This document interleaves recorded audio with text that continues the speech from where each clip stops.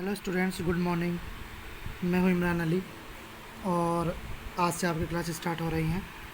और आज हम बात करेंगे ये पोयम है सेकंड आपकी हॉर्नबिल की, जिसका नाम है the laburnum top. Laburnum top यानी कि एक ये पेड़ होता है लेबरनम, जिसका नाम हिंदी में हम अमलतास कहते हैं। टेड ह्यूज ने लिखा है ये, ठीक है। तो पोयम की समरी देखते हैं, पोयम क्या कहती है। The laburnum top represents a complementary relationship between the goldfinch and the laburnum tree। यानी कि जो पोएम है उसके अंदर एक गोल्डफिन पक्षी है जिसके सुनहरे से ब्राउन से कलर के पंख होते हैं, एक पक्षी होता है, और लेबनम टॉप है, ट्री है। इन दोनों के बीच का रिश्ता दिखाया गया है। The goldfinch also known as a wild canary यानी कि एक जंगली जानवर है, builds its nests on the highest branches of the laburnum tree, जो अपना घोंसला यानी कि लेबनम ट्री के यानी कि अमलतास के पेड़ के सबसे ऊपर बनाता है। Has the poem is title, इसीलिए पोएम का नाम रखा गया है द लेबनम टॉप यानी कि पेड़ का ऊपरी हिस्सा। Also known as the golden chain tree, यानी कि इसका गोल्डन चैन ट्री भी कहते हैं क्योंकि जो पक्षी होते बैठे होते हैं उसके ऊपर वो गोल्डन होते हैं।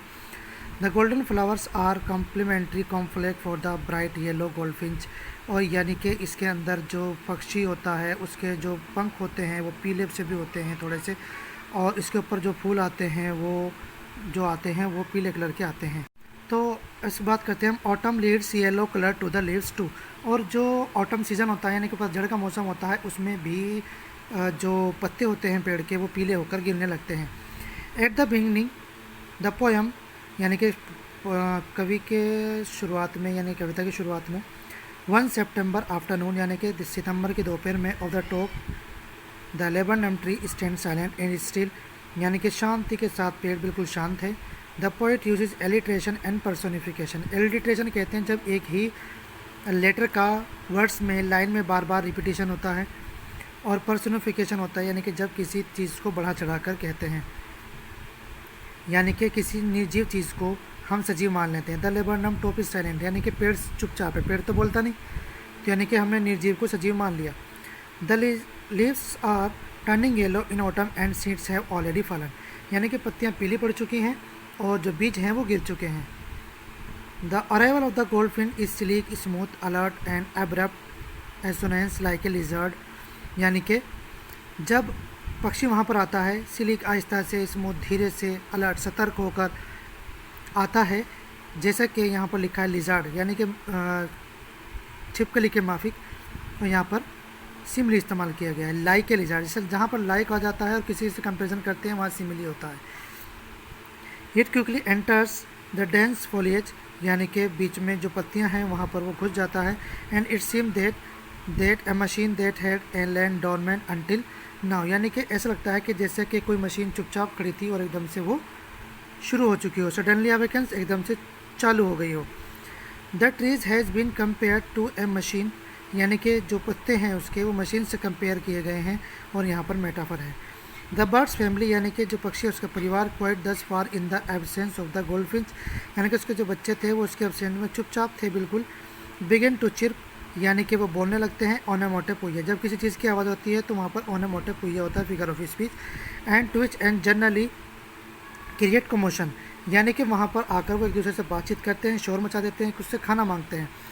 The tree seems to have alive as it seem to resemble and thrill, यानी कि ऐसा लगता है कि जैसा पेड़ जिंदा हो गया हो क्योंकि वहाँ पर बिल्कुल शांति थी। एलिट्रेशन एंड पर्सोनिफिकेशन का यूज़ किया गया है।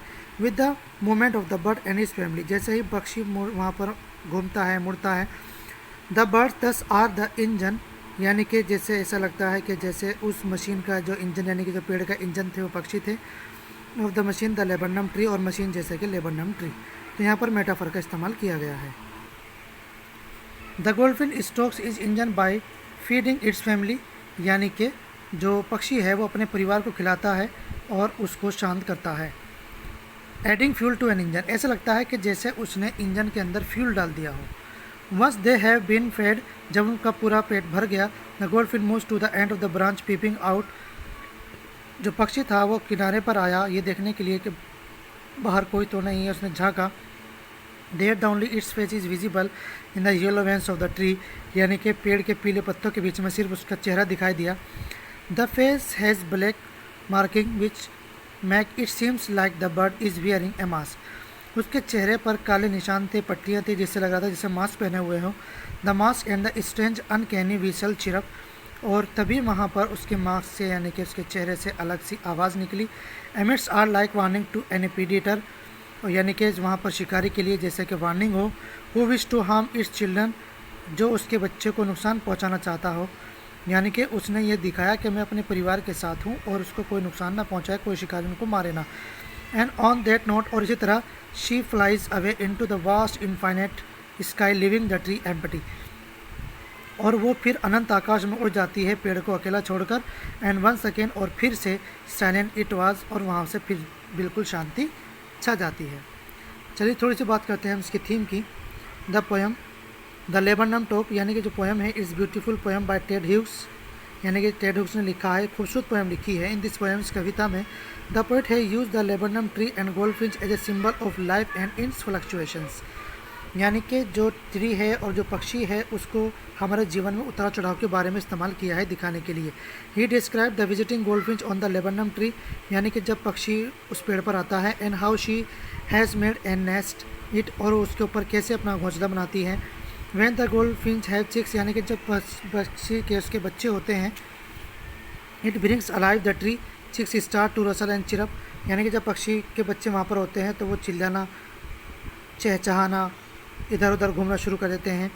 हज is time to convey that message that life is a process of exchange and transformation, यानी कि जो राइटर है वो ये कहना चाहता है कि जो हमारा जीवन है उसमें परिवर्तन होते रहते हैं। पीपल आर अलाइव, लोग जिंदा हैं, because they undergo exchange of energy, क्योंकि वो अपनी शक्ति का इस्तेमाल करते हैं। The goldfinch transform the tree and make it alive, जैसे कि पक्षी ने उस पेड़ को जीवंत कर दिया था। Without goldfinch and the chicks the laburnum is just another the tree poet examine and articulates the interrelationship between the body and through common symbol of the bird and tree, यानी कि अगर वहाँ पर पक्षी ना हो, उसके बच्चे ना हो, तो ये पेड़ भी और पेड़ों के जैसा ही बिल्कुल शांत रहेगा। जैसा कि आदमी के अंदर से उसकी जान निकल जाती है, आत्मा निकल जाती है, तो वो सिर्फ शरीर बन जाता है, मात्र उसके अंदर कोई भी मूवमेंट नहीं होता। दो body and the soul can be separate entities, यानी कि जो हमारी बॉडी है, जो हमारी आत्मा है, वो दोनों अलग अलग हैं। They are absolute complementary to each other, one without other is incomplete, यानी कि दोनों एक दूसरे के पूरक हैं, किसी एक के बिना दूसरा संभव नहीं है। It is in the interaction between the two lies the beauty, यानी कि इन दोनों के साथ रहने से ही सुंदरता होती है। विगोरस परफेक्शन ऑफ एग्जिस्टेंस, और यानी कि हमारा अस्तित्व संसार में होता है। तो ये थी पोएम आपकी। इसमें कोई भी समस्या हो आपको तो आप मुझे बताएंगे और इसको आप अच्छे से रीड करेंगे, समझेंगे। कोई भी समस्या होगी तो आप मुझे व्हाट्सएप पे भी मैसेज कर सकते हैं और कॉल भी कर सकते हैं, जैसे कि टाइम टेबल में टाइम दिया गया है आपको फ़ोन करने के लिए। अगली वीडियो में अगली बात करेंगे। Thank you.